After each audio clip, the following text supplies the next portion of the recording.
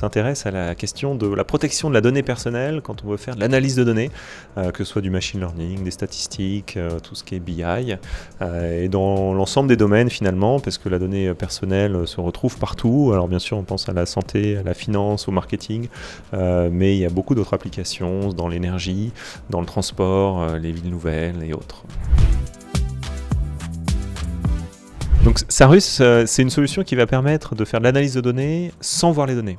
Donc un chercheur, un analyste va pouvoir travailler sur un jeu de données auquel il n'aura jamais eu accès. Et donc nous, on vient fournir deux choses en fait. La première, c'est l'expérience utilisateur, parce qu'il faut que ça se fonde dans ses habitudes. Donc il faut qu'il retrouve les librairies qu'il utilise, les outils qu'il utilise, alors qu'il n'a pas vu les données. Par exemple, la première chose qu'il veut voir, c'est à quoi ressemblent les données. Bon, c'est légitime, mais en fait, on lui a dit qu'il ne les verrait pas.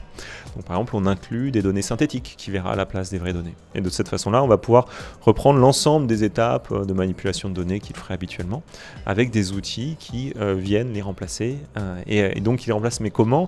Qu'ils les remplacent en apportant une garantie de privacy, parce que sinon, tout ça ne servira à rien.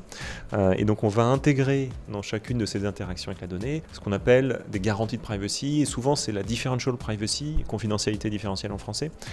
C'est pas juste qu'il n'y a plus votre nom et votre prénom. C'est pas suffisant. On peut vous retrouver à partir de beaucoup de choses. Donc, avoir cette façon de déployer, quel que soit un calcul, ces garanties-là, ça requiert à la fois des maths et de l'ingénierie logicielle.